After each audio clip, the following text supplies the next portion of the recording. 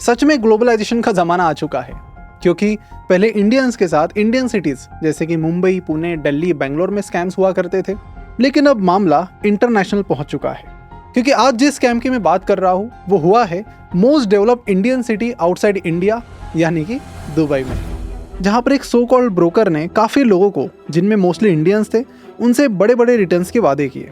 और हुआ क्या?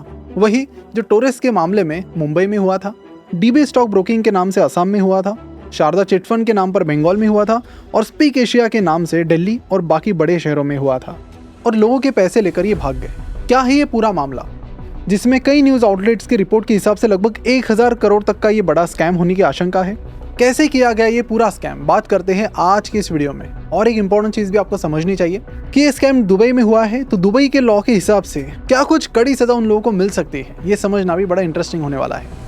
और साथ ही हम वीडियो में बात करेंगे कि चाहे आप इंडिया में हो या फिर इंडिया के बाहर, कैसे ऐसे स्कैम से बचा जाए और कैसे दूसरों को इस तरह के स्कैम से बचाया जाए। क्योंकि जो फिनोवेशंस के सब्सक्राइबर्स हैं वो तो इस तरह के स्कैम्स में नहीं फंसते हैं, पर जो नहीं हैं, जैसे कि आपके दोस्त, आपके परिजन, उनको आप कैसे बचाएं, ये भी फिनोवेशंस के सब्सक्राइबर के होने के चलते आपकी जिम्मेदारी है। तो चलिए सीधे आते हैं मुद्दे पर। नमस्कार, मैं प्रसाद आपका आज के इस वीडियो में स्वागत करता हूँ। चलिए शुरू से शुरू करते हैं। ये स्कैमर्स क्या करते हैं, एक कंपनी बनाते हैं जिसका नाम रख देते हैं गल्फ फर्स्ट कमर्शियल ब्रोकर्स। अब ये सेम तरीका जो डीबी स्टॉक ब्रोकिंग में था, नाम में ब्रोकिंग वगैरह लगा दिया, पर ना डीबी स्टॉक ब्रोकिंग का ब्रोकिंग से कोई लेना देना था, ना ही गल्फ फर्स्ट कमर्शियल ब्रोकर्स का ब्रोकरेज बिजनेस से कोई लेना देना था। इनका लेना देना है बस एक चीज़ से, और वो है स्कैम से। इनके दुबई के मशहूर कैपिटल गोल्डन टावर में 2 स्वीट थे, 302 और 305, जहां से ये 400 BC का काम चला रहे थे। अगर स्कैम करने का तरीका देखें तो 40-50 लोगों की इनकी एक टीम थी, दिखावा करने के लिए मान लो या जो भी है, जिसमें इंडियंस थे, पाकिस्तानी थे, बांग्लादेशी थे, फिलीपींस के लोग थे जो वहाँ पर काम करने के लिए आए थे। अब ये जो 40-50 लोगों की इनकी टीम है, ये कोल्ड कॉल करती थी दुबई के लोगों को, जो भी डेटाबेस उनके पास आता था, और फिर बोलती थी कि फॉरेक्स इन्वेस्टमेंट की एक बहुत बड़ी अपॉर्चुनिटी हमारे पास है। अब आप पूछेंगे कि ये फॉरेक्स इन्वेस्टमेंट्स आखिर क्या होती है, चलो तो उसे भी क्विकली मैं समझा देता हूँ। तो फॉरेक्स इन्वेस्टमेंट्स में क्या होता है, अलग अलग करेंसीज का लेन देन करना। ये काफ़ी स्पेकुलेटिव सेक्टर है। इंडिया में भी फॉरेक्स ट्रेडिंग हेवीली रेगुलेटेड है। अगर आप इंडिया में अनऑथोराइज फॉरेक्स ट्रेडिंग करवा रहे हो तो फेमा एक्ट के अंडर आप पर कानूनी कार्रवाई होगी, क्योंकि यहाँ पर स्पेकुलेशन ज़्यादा होता है, तो इंडियन करेंसी पर भी उसका बहुत बड़ा इंपैक्ट होता है।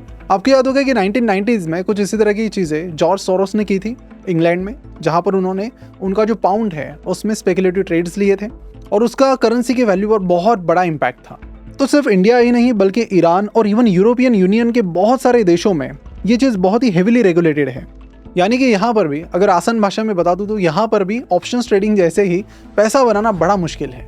वीडियो में आगे बढ़ने से पहले एक नहीं 2 खुशखबरी आपको सुनाना चाहता हूँ। यानी कि financial modelling and valuation mentorship के नेक्स्ट कोहोर्ट की एडमिशंस स्टार्ट हो गई है। और दूसरा, हमने FMVM के लिए BSE इंस्टीट्यूट यानी बॉम्बे स्टॉक एक्सचेंज इंस्टीट्यूट के साथ टाई अप किया है, और इस FMVM मेंटरशिप को सक्सेसफुली कंप्लीट करने पर आपको BSE इंस्टीट्यूट का सर्टिफिकेट भी मिलेगा। तो सवाल ये है कि ये FMVM किन के लिए है, तो आपको बता दूं कि ये मेंटरशिप उन सबके लिए है जिन्हें एक अच्छा इन्वेस्टर बनना है, और उन स्टूडेंट्स के लिए भी ये बहुत ही फायदेमंद होगा जिन्हें फाइनेंस की फील्ड में अपना करियर बनाना है, जैसे कि research analyst, fund manager, portfolio manager, इस तरह के जॉब्स की तरफ आपको जाना है। तो ये मेंटरशिप प्रोग्राम आपके लिए एक बहुत आइडियल प्रोग्राम है, और जरूरी नहीं कि इस कोहॉर्ट को ज्वाइन करने के लिए आपके पास फाइनेंस का बैकग्राउंड होना चाहिए। इनफैक्ट हमारे पास्ट के बैचेस में इंजीनियर से लेकर लॉयर्स, डॉक्टर्स, हर प्रोफेशंस के लोग एनरोल कर चुके हैं। इनफैक्ट कुछ हाउसवाइफ्स भी FMVM मेंटरशिप प्रोग्राम में एनरोल कर चुकी है। तो आप किसी भी बैकग्राउंड के हो, आप बेझिझक इसमें एनरोल कर सकते हो। ये 3 महीने का एक ऑनलाइन कोहॉर्ट है, जो कि वीकेंड ऑनलाइन प्रोग्राम है, जहां पर मेरे साथ साथ कुछ इंडस्ट्री एक्सपर्ट्स आपके साथ रहेंगे,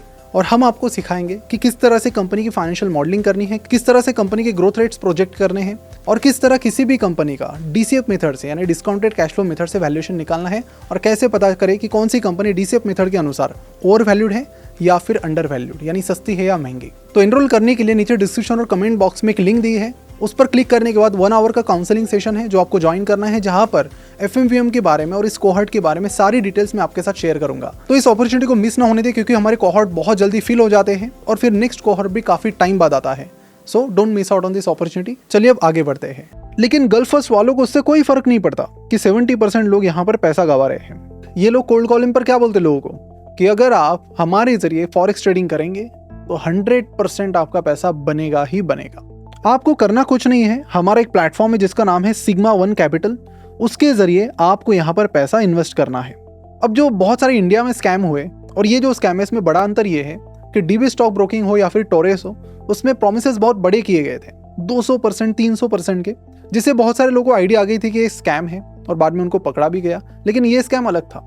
यहाँ पर इन्होंने 200-300% के प्रोमिसेस नहीं दिए। इन्होंने यहाँ पर क्या दिमाग लगाया कि आप मिनिमम $10,000 यानी लगभग 8-9 लाख रुपए इन्वेस्ट कीजिए, जो कि इनकी एक मिनिमम इन्वेस्टमेंट थी जो ये लोग लेते थे सामने वालों से, और उसके बदले में आपको मिलेगा 3% पर मंथ, यानी साल का कितना हुआ 36%। सिंपल था, किसी को डाउट नहीं आया, बहुत बड़े बड़े वादे भी नहीं किए गए, तो लोगों को भी यहाँ पर लगा यार कि हाँ 36% तो मिल सकते हैं, इसलिए उन्होंने वहाँ पर पैसा डालना शुरू किया। अब फिर लोगों ने यहाँ पर ऐसा वैसा पैसा नहीं लगाया, कई सारे लोगों ने यहाँ पर अपनी पूरी लाइफ सेविंग्स इसमें लगा दी। जैसे 2 लोग मोहम्मद और फयाज ने इस स्कीम में $75,000 यानी कि 60 लाख रुपए से ज़्यादा इन्वेस्ट किए। मार्च महीने तक इनको रेगुलरली पैसे मिलते रहे, जैसे कि हर पॉन्जी स्कीम में होता है कि शुरुआत में सबको पैसा मिलता है ताकि स्कीम की बातें हर जगह पहुंचे और ज़्यादा से ज़्यादा लोग उस स्कीम में इन्वेस्ट करें। लेकिन मार्च के बाद पैसा आना बंद हुआ, और फिर जब ये लोग उस कंपनी के ऑफिस में गए तो उन्होंने कुछ ऐसा देखा। सब कुछ साफ। वॉचमैन से पूछा गया तो उन्होंने बताया कि ये लोग हड़बड़ी में सारा अपना सामान लेकर लास्ट वीक ही निकल गए। अब दुबई में क्या है कि आपके ब्रोकिंग बिजनेस के लिए सर्टिफिकेट्स लेने पड़ते हैं, जैसे कि SCA यानी सिक्योरिटीज एंड कमोडिटीज अथॉरिटी। तो इन लोगों ने क्या किया था कि ऐसे कोई सर्टिफिकेट भी नहीं लिए, फेक सर्टिफिकेट बना के वही लोगों को दिखा दिए। सब कुछ यहाँ पर इतना लेजिट दिख रहा था कि लोगों ने millions of dollars in schemes में डाल दिए। लेकिन जैसे ही ये स्कैम पब्लिक हुआ तो लोगों को पता चला कि हम फंस गए हैं और हमारा पूरा पैसा अब डूब गया है। अब सबसे बड़े विक्टिम्स ऐसे स्कैम में कौन होते हैं? वो लोग जो बिना रिसर्च किए, बिना स्टडी किए, बिना इन्वेस्टमेंट की समझ रखे इन जैसे स्कीम्स में अपनी पूरी लाइफ की सेविंग्स लगा देते हैं। अब एक और एग्जांपल ले लो, Dubai based blue chip group. इनका भी वही फॉर्मूला था, इन्वेस्ट करो और गारंटी के साथ मंथली रिटर्न्स पाओ। इनफैक्ट हम सब दुबई को एक सेफ प्लेस के रूप में देखते हैं सिक्योरिटी और सेफ्टी के मामले में, लेकिन सच ये भी है कि दुबई में फाइनेंशियल फ्रॉड्स रिसेंट टाइम में थोड़े बढ़ रहे हैं। जैसे कि आप स्क्रीन पर देख सकते हो, .fx और EVM प्राइम सपोर्ट स्कैम। अप्रैल में दुबई में एक सोशल मीडिया जॉब स्कैम सामने आया। फ्रॉडस्टर्स ने फेक जॉब एड्स के थ्रू लोगों को सेल्स जॉब देने का वादा किया और फिर गायब हो गए। फिर अभी मई महीने में दुबई पुलिस ने 3 फोन स्कैम गैंग्स को पकड़ लिया, जिनमें 13 लोग शामिल थे। ये गैंग अपने आप को पुलिस और बैंक के ऑफिशियल्स बताकर लोगों से सेंसिटिव बैंकिंग इन्फॉर्मेशन जैसे कि CVV और OTP लेकर उनके अकाउंट से पैसे निकाला करते थे। अभी अप्रैल महीने में भी दुबई में एक बहुत ज़्यादा इंटरेस्टिंग स्कैम सामने आया। ये स्कैमर्स क्या करते थे कि लोगों को व्हाट्सएप पर मीम्स भेजते थे जो असली में मालवेयर या फिर स्पाईवेयर से भरे होते थे।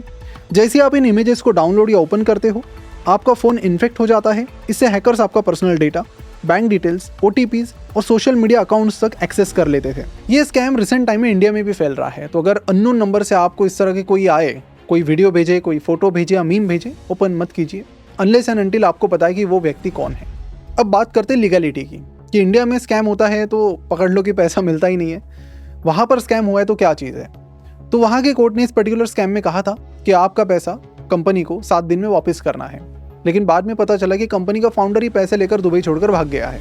और ये जो कंपनी है गल्फ फर्स्ट कमर्शियल, ये रजिस्टर्ड हुई थी सिग्मा 1 नाम से सेंट लूसिया में। अब देखिए दुबई जो है, वहाँ पर अगर आप कोई क्राइम करते हो तो बचना बहुत मुश्किल है।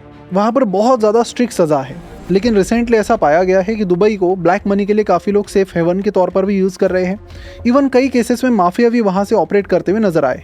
और कई सारे स्कैमर्स, जैसे कि एक रिपोर्ट आई थी नीरव मोदी की, जहाँ पर यह पता चला कि उसकी दुबई में 11 प्रॉपर्टीज़ हैं। तो बेशक दुबई एक बहुत ही सेफ प्लेस है। लास्ट ईयर जब मैं गया था तो मैंने ऑफकोर्स जो सुना था वही पाया और उससे बेटर ही चीज़ें पाई। पर यह भी सच है कि दुबई में भी रिसेंट टाइम में स्कैमर्स और माफियाज काफ़ी सारा पैसा अपना रियल एस्टेट में लगा रहे हैं। और ये जो गल्फ कमर्शियल का केस है, इस तरह के स्कैम्स भी वहाँ पर बढ़ रहे हैं और पर्टिकुलरली वहाँ के इंडियन लोगों को ही टारगेट किया जा रहा है। तो देखिए, इंडियन हो या फिर बाकी एशियन कंट्रीज़ हैं, ये लोग फाइनेंशियल स्कैम्स में इसलिए भी बहुत जल्दी फंस जाते हैं क्योंकि इन कंट्रीज़ में फाइनेंशियल लिटरेसी की बहुत कमी है और 26 से 27% का हार्डली फाइनेंशियल लिटरेसी इंडिया और बाकी आजू बाजू की कंट्रीज़ में है। जबकि यूरोप और बाकी जो एडवांस कंट्रीज़ है वहाँ पर ये फाइनेंशियल लिटरेसी का रेशो 75% तक चला जाता है। और दुबई में जो साउथ एशिया के लोग हैं वो ज़्यादा मजदूरी वगैरह करते हैं। जैसे जब मैं दुबई गया तो वहाँ पर जितने भी ड्राइवर्स मैंने देखे, या तो वो पाकिस्तानी थे या फिर बांग्लादेशी। तो अगर आपके जान पहचान वाला कोई है दुबई में तो उनसे भी ये वीडियो ज़रूर शेयर कीजिए, ताकि अगर फाउंडर्स और बाकी सारे लोग ही कंट्री छोड़कर भाग जाए तो उनसे पैसा वापस लाना इज़ वेरी टफ। और जो आपके दोस्त या फिर अगर आप दुबई में रियल एस्टेट में इन्वेस्ट करने की प्लानिंग कर रहे हैं तो ये सारी चीज़ें दिमाग में रखें कि आपको भी शायद फंसाया जा सकता है। एकदम प्रॉपर चेक्स करके, प्रॉपर सारी चीज़ें वेरीफाई करके ही इन्वेस्टमेंट करें, फिर चाहे वो वहाँ की रियल एस्टेट हो या फिर बाकी कोई इन्वेस्टमेंट। इसी तरह के फाइनेंस अवेयरनेस वीडियोस के लिए चैनल को जरूर सब्सक्राइब करें और बेल आइकन पर भी क्लिक करें। मैं देखता हूँ कि आप में से ज़्यादातर लोग सब्सक्राइब नहीं करते, सिर्फ वीडियो देखकर चले जाते हैं। तो अच्छे वीडियोस मिस मत कीजिए, बहुत ही इन डेप्थ रिसर्च वाले ही हमारी वीडियोस सारे आपको मिलेंगे। कोई नहीं मिलता है तो आप कमेंट करके बता दो, क्योंकि ऐसा आपको नहीं मिलेगा कभी। और इस वीडियो को सभी के साथ शेयर कीजिए दनादन, एकदम ताकत से, ताकि वो लोग बचे। ये आपका धर्म है, ये आपकी रिस्पॉन्सिबिलिटी है। See you then, bye, take care.